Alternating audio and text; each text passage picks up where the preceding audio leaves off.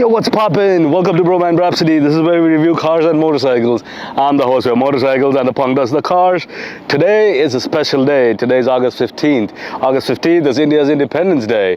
India got its independence from the British Empire and the British rule on August 15th, 1947. Happy 74th birthday, India. And in today's episode, we have a Royal Enfield Classic 500. The Royal Enfield is an Indian brand, and what better way to celebrate India's Independence Day than to present an Indian motorcycle? An Indian motorcycle brand. In today's episode, we're going to talk about the bike, see some of its cool features. I'll take it out on the road, share my thoughts with you guys, talk about the cost of ownership, and assign it a Bhromance score, so don't go anywhere. But before we do all of that, if you're new to Bhroman, give us a like and click that subscribe button.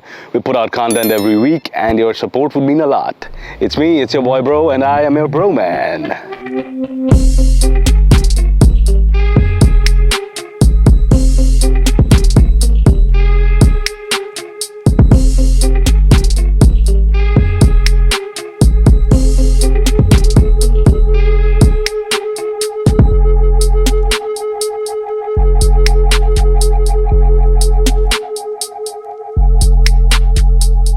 So let's talk about Royal Enfield. So Royal Enfield was founded in 1901. Quick trivia question. Which other brand of motorcycle was founded in 1901? Indian Motorcycles, yeah? The Indian Motorcycle Company was founded in 1901 as well. That makes Indian Motorcycle and Royal Enfield the two of the oldest motorcycle companies in the world. But Royal Enfield has the claim that they are the oldest motorcycle company to have been in continuous production. They've been in production since 1901.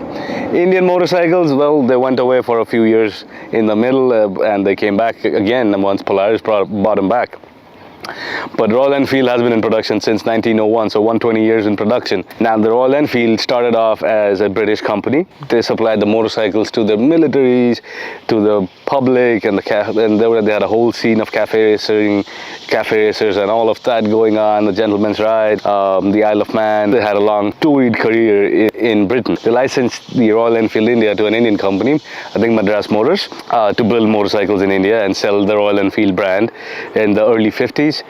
But towards the end of the 50s, towards the end of the 1950s, the Royal Enfield, the British company, they had ceased to exist and Royal Enfield India took over.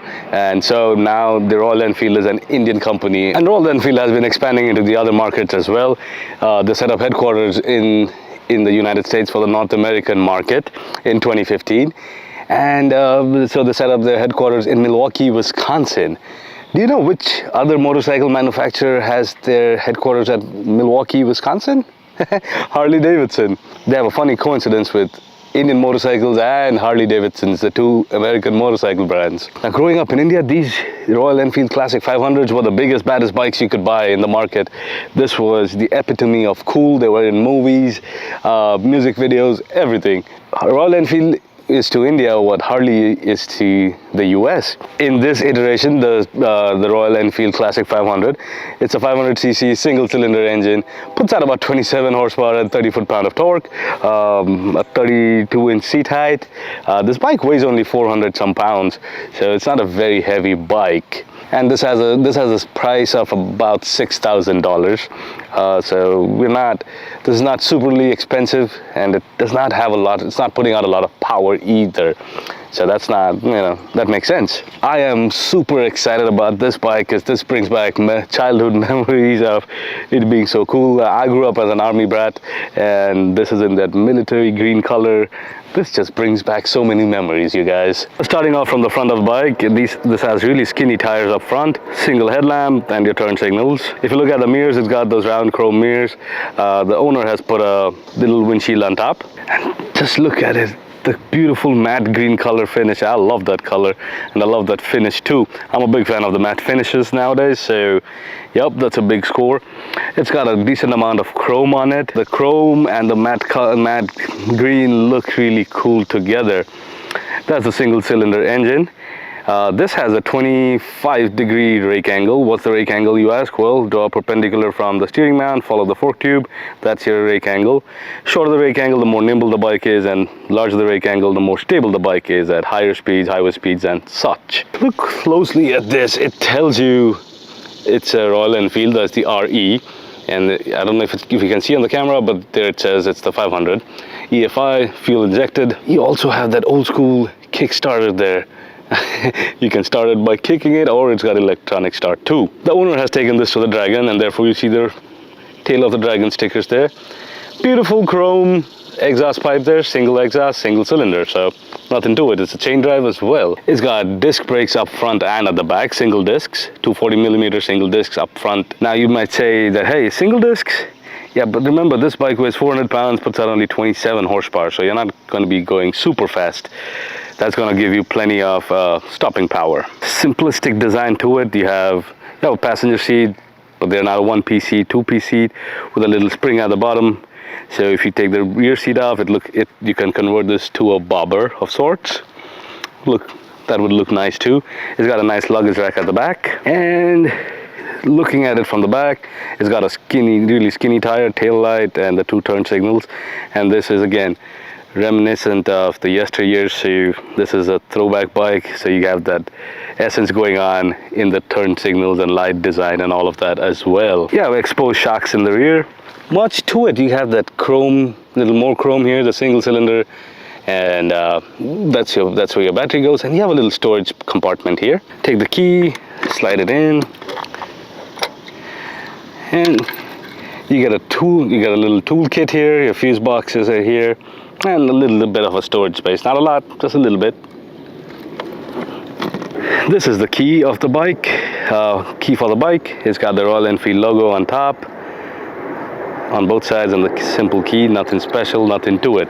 You have the nice round mirrors, and for your handlebar controls, you have your passing beams, high beam, low beam, turn signals, and the horn on your left side. On the right hand side, you have a kill switch. These are your headlight controls, so off, parking lights and headlights. And at the bottom, you have the starter button. For your gauges and stuff here, this is the quad lock phone mount that's the owner has put on it. Your key goes in here in the ignition. You have you have lights for your fuel and check engine. That's your speedometer. Very old school, very basic. And that's your odometer in the middle. Cool, everything's analog. Fuel cap, and that's the top of the fuel tank. I love this matte color, you guys. I love the matte finish. And here you have lights for neutral, turn signals, high beams. Now that we've looked around the bike, seen some of its features, do you guys know what time it is? Yep, it's right o'clock. Let's go. Again, if you guys are new to Bhroman, hit that subscribe button. We put out content every week, and your support would keep us motivated. It's right o'clock, so we are getting ready to go. Let's start off our ride with a couple of tests. The first test is, let's make a couple of U-turns and see how easy it is to maneuver this bike. Not bad. 400 odd pounds, that rake angle, and this makes it very easy to maneuver. Very easy to maneuver. No complaints at all. No complaints whatsoever. Quite nimble.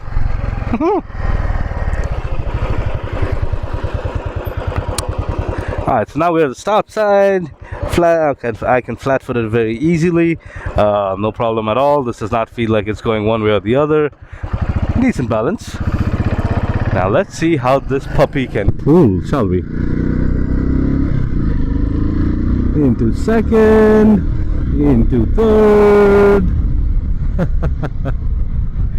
Yeah, speed is not its forte, and that's okay. This is not meant for speed. This is meant for being cool and being classic. You won't expect a classic bike or a classic car to go super fast now, would you? Yeah, they're supposed to be cool as a cucumber. And this being a light bike, short wheelbase, look at it, you can do this all day. Not a lot of speed, not a lot of power, but quite well balanced. And I'm always a big fan of more power, more horsepower, more torque, and all of that. But this bike is a special bike. This brings back memories of childhood and yesteryears, man. This is so cool. I feel like my coolness factor has gone up like at least 100 points since I've been riding this bike. So there's that. Now that's what I think. Y'all might disagree, but meh, whatever. Alright, so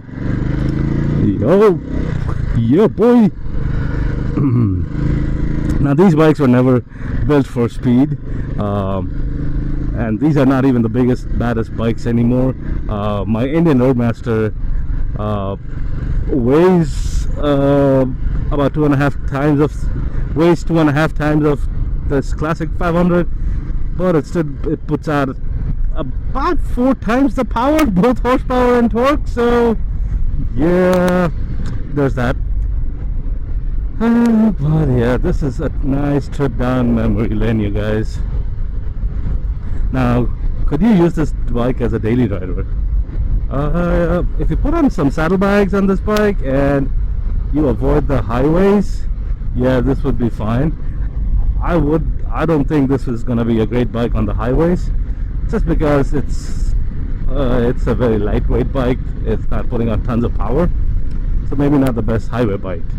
But if you take the surface roads, back roads, regular roads, yeah, you should be able to do fine.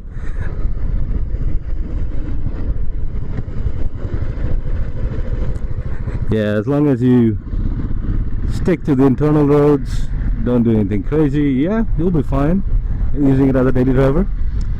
Could this be a touring bike? Yeah, no, this is not a touring bike by any stretch of the imagination. This is not a touring bike. Nope. Is this a good bike for beginners? Yeah, actually, if you're brand new to motorcycling, this is gonna be a great bike for you, because the power is not crazy. I told you this has 27 horses and 30 foot-pound of torque, so that's not a lot of power anyways. It only weighs 400 pounds, costs about $6,000. So all of those together, this is going to be a perfect beginner bike. You could learn how to ride, you could learn how to use the throttle, your clutch, your brakes, how to counter steer, how to lean, all of that on this bike. And once you're done, you could graduate up a class. But I've been saying that this does not have a lot of power and all of that, but don't let that fool you. This is still a very cool bike. This bike has a lot of character to it, a lot of history to it. It's not like, yeah, it doesn't have any power, meh, nah. No, I mean, it's a single cylinder, yeah. In today's world where everything's a V-twin or 4 cylinders or 3 cylinders, it's an aging single cylinder. I think the newer Enfields have been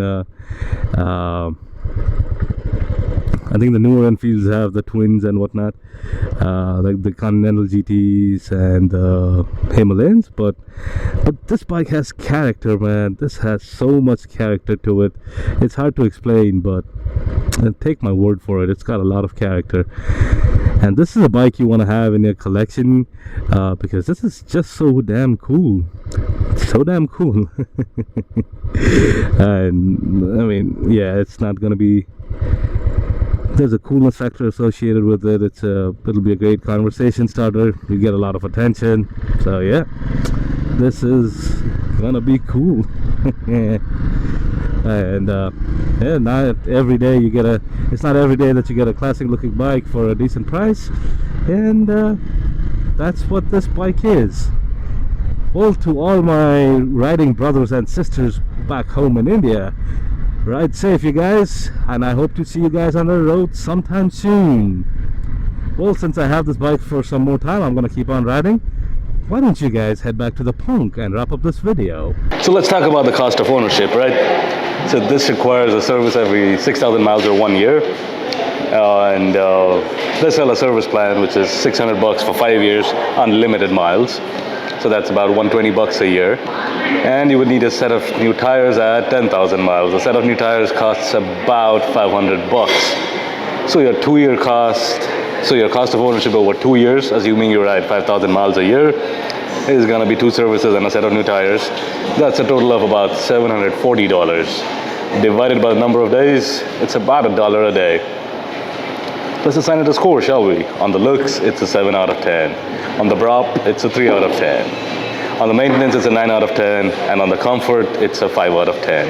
For a combined Bhromance score of 6 out of 10. Now, the Royal Enfield Classic 500, man, there is a subjective part to it. It brings back so many memories and nostalgia and all of that. I'm sure the Mini felt very cool riding it after so many years or whatever. But objectively speaking, it's a light bike. It's great for beginners and for people who want to have it in their collection and people who dig the nostalgic element of it. But it's really underpowered, just puts out 27 horsepower. It struggles to go above 70 miles an hour. It's very light, not very good on the highways. It's a single cylinder. It doesn't have any technology, no traction control, none of that. Now I know the new Continental GTs and the Interceptor 650s and the Himalayans have all moved to twins now, but even then they put out about 40 odd horses, which if you look at the competition like the Triumph Bonneville, the Ducati Scrambler, and those are putting out more power, have more features, and are more reliable. Enfields have had a long history of breaking apart or falling apart, so there's that. But it's a good entrance, it's a good segue into the American market, but there is work to be done, and I'm hoping that Enfield does it. Thanks for watching. Bro out.